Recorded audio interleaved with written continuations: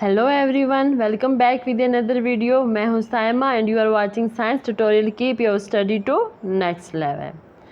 अपने last lecture में हमने resistance in series, resistance in parallel, इसके बारे में डिटेल डिस्कशन कर ली थी।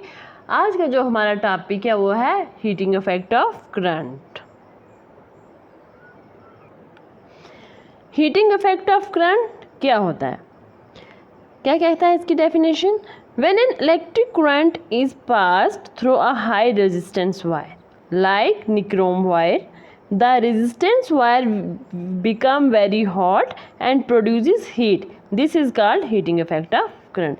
क्या कहता है कि जब हम रेजिस्टेंस वायर से, कौन सी resistance wire? High resistance wire, ऐसी वायर जिनकी रेजिस्टिविटी बहुत ज़्यादा होगी, वो कौन सी होती हैं? वो बनी होती हैं अलॉय की। फॉर एग्जांपल यहाँ पर हमारे पास निक्रोम कि अगर हम electric current high resistance wire like nichrome से पास करेंगे तो क्या होगा?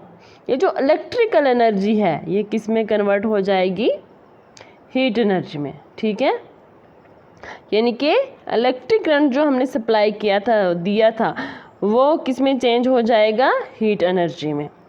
यानी कि जो हमारे पास कंडक्टर होगा या कोई भी अप्लायंसेस होगा वो क्या करेगा? हीट प्रोड्यूस करेगा। फॉर एग्जाम्पल जैसे हम चार्जर लगाते हैं मोबाइल को, तो आप 1 घंटे या 2 घंटे के बाद देखोगे कि जो हमारा चार्जर होता है, मोबाइल फ़ोन होता है, वो बहुत ज़्यादा गर्म हो जाता है। एक्चुअल में हमने उसे दिया क्या होता है? हम उसको देते हैं मोबाइल को इलेक्ट्रिक करंट, और वो इलेक्ट्रिक करंट किस में चेंज हो जाता है? हीट में। किस में चेंज हो जाता है? हीट में। ये ऐसा क्यों होता है? अब हम एक एग्जाम्पल लेते हैं और इस इफेक्ट को पढ़ते हैं। और इसी इफेक्ट को, यानी जब इलेक्ट्रिसिटी किस में चेंज हो जाती है? इलेक्ट्रिक करंट चेंज हो जाता है हीट में, इसको हम कहते हैं heating effect of current. Let us take an example of iron. ये है हमारे पास आयरन, जिसे हम अपने क्लोथ्स वगैरह प्रेस करते हैं, समवट ऐसे ही होती है कुछ। ठीक है, तो अब होता क्या है? आयरन को हम क्या देते हैं? Electric current. जो हमारा सर्किट बना होता है घर में, उसमें स्विच ऑन किया, इलेक्ट्रिक करंट दिया, ये वायर के ज़रिए आया इसमें। तो इस इलेक्ट्रिक जो हमारी आयरन होती है, इसके अंदर क्या लगा होता है? एक वायर। इसके अंदर एक वायर प्रेजेंट होती है। वो वायर किसकी बनी होती है? निक्रोम की। ठीक है, किसकी बनी होती है? निक्रोम की, यानी कि जिसका रेजिस्टेंस बहुत ही हाई होता है, बहुत ही ज़्यादा होता है। हमने ऐसी वायर लगानी है जिसका रेजिस्टेंस बहुत ज़्यादा होगा, वो हमने ली निक्रोम। ठीक है, अब क्या होगा? जो इलेक्ट्रिक एनर्जी यहाँ से आ रही है, यहाँ से हमने क्या दी इसको? Electric energy. और यहाँ पे जब हम प्रेस को टच करके देखते हैं या अपने कपड़ों को प्रेस करते हैं, वो किससे करते हैं? जो हम अपने कपड़ों को प्रेस करते हैं, वो जो प्रेस होती है या आयरन होती है, वो हमारे कपड़ों को करंट नहीं देती, वो क्या देती है? हीट। ठीक है, अगर हम उसको टच करके भी देखें तो वो क्या होती है? जो हमारी आयरन होती है वो बहुत ही गर्म हो चुकी होती है, यानी कि उसके अंदर से हीट निकल रही होती है। क्या निकल रही होती है? हीट। इसका मतलब क्या हुआ? इसका मतलब ये हुआ कि जो हमारे पास इलेक्ट्रिकल एनर्जी थी, ठीक है, यहाँ से हमने इसको इलेक्ट्रिकल एनर्जी दी, और ये इलेक्ट्रिकल एनर्जी जब यहाँ पर पहुँची, ये किस में चेंज हो गई? हीट में। किस में चेंज हो गई? हीट में। जो एनर्जी होती है, यूनिवर्सल लॉ ऑफ एनर्जी आपने पढ़ा होगा, energy can neither be created nor be destroyed but can be converted from one form to another. यहाँ भी यही हुआ, जो हमारे पास इलेक्ट्रिकल एनर्जी थी, ठीक है, वो किस में चेंज हो गई? हीट एनर्जी में। अब ऐसा कैसे हुआ? अब देखो, जो रेजिस्टेंस होते हैं वो क्या करते हैं? करंट के फ्लो में रुकावट पैदा करते हैं। जैसे हम जानते हैं, हम ऑलरेडी पढ़ चुके हैं। और वो किसकी वजह से होता है? Due to collision. किसकी वजह से? कोलिजन की वजह से, due to collision of electrons. जो हमारे पास कंडक्टर में फ्री इलेक्ट्रॉन प्रेजेंट होते हैं, suppose this is a conductor, ये हमारे पास कोई भी कंडक्टर है, इसके अंदर जो फ्री इलेक्ट्रॉन्स प्रेजेंट होंगे, जब हम स्विच ऑन करेंगे, बैटरी सेटअप करेंगे, एक पोटेंशियल डिफरेंस क्रिएट होगा और फ्लो ऑफ इलेक्ट्रॉन होना स्टार्ट हो जाएगा। ये इलेक्ट्रॉन जब फ्लो करेंगे, यहाँ अगर रेजिस्टेंस लगा हुआ है तो वो क्या करेगा? इस फ्लो ऑफ करंट में रुकावट पैदा करता है ना। तो ये इलेक्ट्रॉन्स क्या करते हैं, आपस में कोलाइड करना शुरू हो जाते हैं, और इस कोलिजन की वजह से क्या होता है, जो हमारे पास करंट होती है वो कम हो जाती है। क्या होती है, करंट कम हो जाती है। ये तो हमने नॉर्मल रेजिस्टेंस के केस में पढ़ा था कि रेजिस्टेंस का काम क्या होता है, to resist the flow of current और फ्लो ऑफ इलेक्ट्रॉन। अब देखो, अगर हमने जो रेजिस्टेंस लगाया हुआ है वो हाई रेजिस्टिविटी का, यानी कि ऐसी वायर हमने लगाई है जिसकी रेजिस्टिविटी बहुत ही ज़्यादा है, लाइक निक्रोम, ठीक है। अब इस केस में क्या होगा, जब हमारे पास इलेक्ट्रॉन्स फ्लो करेंगे, सपोज करते हैं हम यहीं पर रख लेते हैं निक्रोम वायर, ये हमने निक्रोम वायर ली है। तो अब जब इलेक्ट्रॉन फ्लो करेंगे तो यहाँ पर जो फ्लो ऑफ करंट में ज़्यादा रुकावट होगी। क्यों? क्योंकि जो हमारे पास निक्रोम की रेजिस्टिविटी होती है वो बहुत ही हाई होती है। क्या होती है? बहुत ही हाई, बहुत ही ज़्यादा होती है। अब हाई रेजिस्टिविटी होगी तो जो कोलिजन है, कोलिजन भी क्या होगी, बहुत ही ज़्यादा, ठीक है यार। हम ये भी कह सकते हैं जो कोलिजन वो इंक्रीज़ हो जाएगी, कोलिजन बहुत ज़्यादा होगी, एंड दस क्या प्रोड्यूस होगी हमारे पास, हीट। दस क्या प्रोड्यूस होगी, हीट। अब ऐसा क्यों होता है? क्योंकि अगर हम बात करें, एक एग्जाम्पल लेते हैं फिर आपको बिल्कुल क्लियर हो जाएगा। देखो, जब हम कुछ काम कर रहे होते हैं हैमर से, ठीक है, suppose this is a hammer. Hammer कुछ ऐसी ही शेप का होता है, ये हमारे पास हैमर। हम किसी को मारे, किसी चीज़ को बीट कर रहे हैं, और सडनली क्या होता है, ये है हमारी फिंगर और ये इसका नेल, जो हैमर है वो हमारे नेल्स पर आके लगता है, ठीक है। ये हम क्या कर रहे थे, हैमर से वर्क, कोई भी काम कर रहे थे, वर्क डन हो रहा था, और वर्क करते करते हमने बाय मिस्टेक हमारे नेल्स पर लग गया। जब हमारे नेल्स पर लगेगा ये हैमर तो क्या होगा, आपने ऑब्जर्व किया होगा, ये मोस्टली बहुत सारे लोगों के साथ हो चुका है और होता भी रहता है। तो ये जो हमारा नेल है इसके अंदर से हीट प्रोड्यूस होगी। क्या प्रोड्यूस होगी? हीट, ठीक है। यानी कि जो हमारे पास वर्क डन था, work done is also a form of energy, ठीक है। जैसा कि हम जानते हैं कि एनर्जी नाइदर बी क्रिएटेड नार बी डिस्ट्रॉय, ना ही हम उसको क्रिएट कर सकते हैं ना ही डिस्ट्रॉय कर सकते हैं, वो एक फॉर्म से दूसरी फॉर्म में चेंज हो जाती है। तो ये वर्क डन किस में चेंज हो गया? Into the heat energy. Similarly यही हुआ इलेक्ट्रॉन्स के साथ, ठीक है, यही हुआ इलेक्ट्रॉन के साथ। यहाँ पर जो इलेक्ट्रॉन हमारे पास फ्लो कर रहे थे, एक मिनट, हाँ, यहाँ पर जो हमारे पास इलेक्ट्रॉन फ्लो कर रहे थे, जब यहाँ पर हाई रेजिस्टेंस प्रेजेंट था, यानी कि निक्रोम वायर प्रेजेंट थी जिसकी रेजिस्टिविटी की वैल्यू बहुत ही ज़्यादा थी, तो क्या हुआ, कोलिजन बहुत ही ज़्यादा हुई। जब वो ज़ोर ज़ोर से आपस में इलेक्ट्रॉन टकराने लगे, ठीक है, इलेक्ट्रॉन जब ज़ोर ज़ोर से आपस में टकराने लगे तो हीट ज़्यादा प्रोड्यूस होगी। यानी कि जितना भी वर्क डन हो रहा था, वर्क डन कौन कर रहा था? इलेक्ट्रॉन्स, ठीक है। अब इलेक्ट्रॉन्स ही काम करेंगे, हम तो जाके इलेक्ट्रॉन्स के फ्लो की हेल्प तो नहीं ना कर सकते, वो इलेक्ट्रॉन खुद ही करेगा। यानी कि वर्क डन कौन कर रहा था? इलेक्ट्रॉन्स। और ये जो जब कोलिजन हुई तो ये मोस्ट ऑफ द एनर्जी वो किस में चेंज होगी? इनटू द हीट में, ठीक है, गॉट इट। यानी कि इलेक्ट्रॉन्स के पास कौन सी एनर्जी थी? Electrical energy.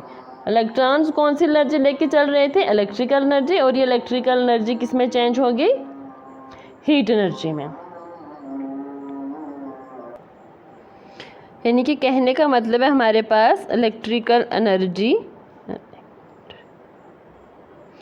कल एनर्जी किस में कन्वर्ट होगी? मोस्ट ऑफ द, ज़्यादातर जो इलेक्ट्रिकल एनर्जी यानी कि ऑलमोस्ट सारी चेंज होगी हीट में। Only a small amount of energy बची जो किस में थी? हमारे पास रही करंट में, यानी वही वर्क डन करने में। यानी कहने का मतलब है कि हमारे पास जो इलेक्ट्रिकल एनर्जी चेंज हो जाती है हीट में, तभी हमारे पास जो आयन होती है वो हॉट हो जाती है, हीट प्रोड्यूस होती है, और सिर्फ स्मॉल अमाउंट ऑफ करंट इसके पास बचती है। होप आपको समझ आ चुका होगा। एक बार मैं दोबारा इसको बता देती हूँ। इसमें क्या होता है हमारे पास, यानी कि जब किसी भी कंडक्टर के बीच में हाई रेजिस्टेंस वायर लगी होगी तो रेजिस्टेंस ज़्यादा होगा, ठीक है, यानी कि रेजिस्टिविटी क्या होगी? ज़्यादा। रेजिस्टिविटी इंक्रीज हो जाएगी। वो क्यों होगी? नंबर ऑफ कोलिजन भी क्या हो जाएंगी, इंक्रीज, कोलिजन की वैल्यू हमारे पास इंक्रीज हो जाएगी, number of collision increase,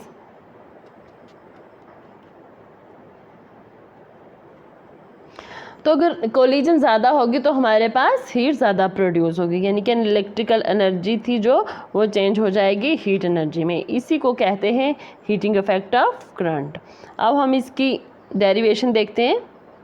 calculation of heat produced when an electric current through a resistance wire. हमने एक कंडक्टर लेना है से या रेजिस्टेंस वायर जिसका रेजिस्टेंस क्या होगा, बहुत ही ज़्यादा होगा। So work done must be done by the current continuously to keep itself flowing, यानी कि जो हमारे पास इलेक्ट्रॉन है वो कंटिन्यू वर्क डन करते रहेंगे ताकि जो करंट है वो फ्लो होती रहे। तो हम उसका वर्क डन कैसे कैलकुलेट करेंगे, किसका वर्क डन हमने कैलकुलेट करना है, करंट का, आई का, when it flows through a resistance R for time T. No when an electric charge Q moves against a potential difference V, the amount of work done is given by, work done को हम कैसे लिखेंगे, W equal to Q into V. अब ये W equal to Q into V कहाँ से आया, we know that जो हमारे पास पोटेंशियल डिफरेंस V होता है वो किसके बराबर होता है, is work done in bringing a unit positive charge from infinity to that point. ठीक है, इसको ऐसे लिखेंगे, जस्ट अ सेकेंड, क्यों नहीं आएगा, W आएगा। क्या कहा हमने, पोटेंशियल डिफरेंस क्या होता है, पोटेंशियल डिफरेंस होता है work done in bringing a unit positive charge from infinity to that point, that is V equal to W upon Q. अब इसी से W की वैल्यू निकालो तो ये क्यू इधर चला जाएगा मल्टीप्लिकेशन में, तो ये हमारे पास आ गया W equal to Q into V. Q charge है, V पोटेंशियल डिफरेंस है। अब from the definition of current, current क्या कहता है, अगर हम करंट की डेफिनेशन को रिकॉल करें तो करंट की डेफिनेशन ये होती है flow of charge per unit time, यानी कि I equal to Q upon T के बराबर होता है। किसके बराबर होता है, I equal to Q upon T के बराबर। अब इसी से हम वैल्यू निकालते हैं क्यू की। ठीक है, तो क्यू हमारे पास किसके बराबर हो जाएगा, ये टी इधर चला जाएगा, I इंटू टी के बराबर। आगे हमारे पास क्यू की वैल्यू भी सेकंड इक्वेशन की, इसको हम देते हैं इक्वेशन सेकंड। ठीक है, इसको मैं साफ कर देती हूँ। ये आगे हमारे पास इक्वेशन सेकंड और ऊपर आगे हमारे पास इक्वेशन फर्स्ट। इक्वेशन फर्स्ट क्या है हमारे पास, वर्क डन किसके बराबर होता है, W equal to Q into V, W equal to Q into V, equation first. And second equation है हमारे पास Q equal to I into T. अब Q की वैल्यू तो हमारे पास निकल गई, अब हमने V की देखनी है। No according to Ohm's law, Ohm's law क्या कहता है, V equal to I R, कि V ये वाली इक्वेशन ये इससे ड्राइव हुई है, V upon I equal to R. हमने V की वैल्यू निकालनी है तो ये I इधर चला जाएगा मल्टीप्लिकेशन में, हमारे पास आएगी कौन सी relation, equation third, V equal to I into R. अब हमने क्या करना है, ये जो वैल्यू आई हमारे पास इक्वेशन 2 और इक्वेशन 3 में, किसकी वैल्यू है, क्यू की वैल्यू एंड V की वैल्यू, ये पुट करना है हमने इक्वेशन फर्स्ट में। इक्वेशन 1 क्या थी हमारे पास, W equal to Q into V. ठीक है, W W equal to Q है, क्या है हमारे पास, क्यू है I into T, I into T, इस क्यू की जगह पर हमने I इंटू टी लगाया, फिर मल्टीप्लाइकेशन, और V की वैल्यू क्या है, I into R, I into R. तो ये क्या बन जाएगा हमारे पास, W इक्वल टू I और I का square into T into R. ये आ गई हमारे पास हीटिंग इफेक्ट ऑफ करंट की रिलेशन, जो कि हमने यहाँ पर भी ड्राई की हुई है, आप यहाँ भी देख सकते हो। Value of, on putting value of Q and V in equation first V get work done इसके बराबर, so work done W equal to I का square into R into T. किसके बराबर हुआ हमारे पास work done, W equal to I into R into T. अब हमने क्या एज्यूम करना है, हमने एज्यूम करना है कि जितना भी इलेक्ट्रिकल वर्क डन था और इलेक्ट्रिकल एनर्जी थी, क्या इलेक्ट्रिकल वर्क डन और इलेक्ट्रिकल एनर्जी वो कंज्यूम हो गई, किस में कंज्यूम हो गई, इन कन्वर्टिंग इनटू हीट एनर्जी। क्या कहा मैंने कि जितने भी इलेक्ट्रिकल वर्क डन था, हमने ये एज्यूम करना है कि जो इलेक्ट्रिकल वर्क डन था all the electrical energy consume, जो भी इलेक्ट्रिकल एनर्जी कंज्यूम हो रही थी वो किस में चेंज हो गई, हीट एनर्जी में। हमने यही पढ़ा था स्टार्टिंग में कि जो हमारे पास इलेक्ट्रिकल एनर्जी है वो किस में चेंज हो रही है, हीट में। यानी कि वर्क डन, जो हमारे पास वर्क डन है is also a form of energy, और energy can neither be created nor be destroyed but can be converted into from one form to another. और इस डब्ल्यू वर्क डन को हम heat से रिप्लेस कर सकते हैं, यानी कि ये दोनों सेम थिंग है। वो you can write heat produce in place of work done. इस डब्ल्यू की जगह पर हम क्या लिख सकते हैं, H, that is heat produce. Heat produce equal to, यानी कि एच इक्वल टू आई का स्क्वायर आर इंटू टी। हमारे पास फाइनल रिलेशन क्या आएगी हीट प्रोड्यूस की, H equal to I into R into T joules, और ये इसके यूनिट हमारे पास क्या होते हैं, जूल्स में। और इसी को हम क्या कहते हैं, हीटिंग इफेक्ट ऑफ करंट को एक दूसरा नाम भी दिया गया। कौन सा नाम दिया गया, जूल्स लॉ ऑफ हीटिंग। ये क्यों दिया गया Joule's law of heating, on the name of the scientist, जिस साइंटिस्ट ने इसको डिस्कवर किया था उसके नाम पर इसको कहा गया जूल्स लॉ ऑफ हीटिंग और heating effect of current. According to this law, अब ये लॉ क्या कहता है, क्या थी हमारे पास derivation, H equal to I का square into R into T, यही थी हमारे पास फाइनल रिलेशन। ठीक है, तो ये रिलेशन क्या कहती है अकॉर्डिंग टू दिस लॉ, जो हमारे पास हीट प्रोड्यूस यानी कि एच किसके बराबर है, first square of the current that is I का square, resistance of the wire R that is R, and time t for which current is passed t, that is H equal to I का square into R into t। अब इसकी application क्या है, ये जो heating effect of current है ये कहाँ पर यूटिलाइज होता है, in the working of electrical heating appliances. क्या मैंने कहा, इलेक्ट्रिकल हीटिंग अप्लायंसेस। ये इलेक्ट्रिकल हीटिंग अप्लायंसेस क्या होते हैं मैं अभी आपको बताती हूँ। फिलहाल अभी देख लो ये हैं कौन कौन से, जैसे इलेक्ट्रिक आयरन होगी, इलेक्ट्रिक कैटल हो गया, electric toaster, electric oven, room heater, water heater extra. ये सारे के सारे जो अप्लायंसेस हैं इनके अंदर एक हीटिंग एलिमेंट लगा होता है। क्या लगा होता है, हीटिंग एलिमेंट, जो कि इलेक्ट्रिकल एनर्जी को हीट एनर्जी में कन्वर्ट करता है, क्योंकि इसका रेजिस्टेंस बहुत ही ज़्यादा हो जाता है, और जब हम इसको इलेक्ट्रिकल एनर्जी देते हैं ये हीट प्रोड्यूस करना शुरू हो जाता है। अब एक और बात है, इसका ध्यान रखना कि जितने भी अप्लायंसेस रन होते हैं इलेक्ट्रिसिटी पे, जैसे हमारे पास फ़ैन हो गया, ये सारे के सारे इलेक्ट्रिकल एनर्जी को हीट एनर्जी में चेंज नहीं करते। हम अगर एग्जांपल देखें फ़ैन की, देखो जो फ़ैन होता है जब हम उसको इलेक्ट्रिक करंट देते हैं, स्विच ऑन करते हैं, ये हमारे पास फ़ैन, तो वो क्या करता है, स्विच ऑन किया, इलेक्ट्रिकल करंट दिया, ये क्या हॉट हो जाता है, ये चलना बंद हो जाता है, ऐसा बिल्कुल नहीं होता। ये जो ज़्यादातर इसकी इलेक्ट्रिकल एनर्जी है उसको ये अपने मैकेनिकल वर्क में ही रखता है, यानी कि यूज़ कर देता है to run the fan. Fan हमारा चलता रहता है, बिल्कुल स्मॉल अमाउंट ऑफ एनर्जी वो होती है हीट में, वो भी अगर हमारा फ़ैन बहुत टाइम से चल रहा है, ज़्यादा देर लगा हुआ है, 4 घंटे 5 घंटे, तो थोड़ी सी हीट प्रोड्यूस होगी, यानी कि जो हमारा फ़ैन है तो वो थोड़ा सा गर्म हो जाएगा। लेकिन जो इसकी ज़्यादातर एनर्जी है वो किस में रहेगी, यूज़ होगी टू रन द फैन। जो इलेक्ट्रिकल एनर्जी है वो यूज़ होती रहेगी टू रन द फैन। तो इसलिए इस बात का ध्यान रखना कि जितने भी हमारे पास अप्लायंसेस हैं उनमें इलेक्ट्रिकल एनर्जी हीट एनर्जी में कन्वर्ट नहीं होती, सिर्फ उनमें ही होती है जिनके अंदर हीटिंग एलिमेंट लगा होता है। सच एज, जैसे कि हमारे पास क्या था, हीटर थे, इलेक्ट्रिक हीटर हैं, electric toaster, electric cattle, oven, room heater, water heater extra. और इनके अंदर मैंने क्या बोला, क्या लगा होता है, electrical heating appliance, electrical heating appliances हो गए, और इनके अंदर क्या लगा होता है, हीटिंग एलिमेंट। क्या लगा होता है, हीटिंग एलिमेंट। और ये हीटिंग एलिमेंट जो होता है is made up of an alloy, for example nichrome, और इसकी जो वैल्यू होती है रेजिस्टिविटी की वो बहुत ही ज़्यादा होती है। क्या होती है हमारे पास, इसकी रेजिस्टिविटी की वैल्यू बहुत ही ज़्यादा होती है, हाई होती है, और इस वजह से ये इलेक्ट्रिकल एनर्जी को हीट एनर्जी में कन्वर्ट कर देता है। होप आपको आज का लेक्चर अच्छा लगा होगा, आपको समझ आया होगा। प्लीज़ कमेंट करके बताना कि आज का सेशन आपको कैसा लगा। And also don't forget to like, subscribe and share my channel. Thanks for watching me.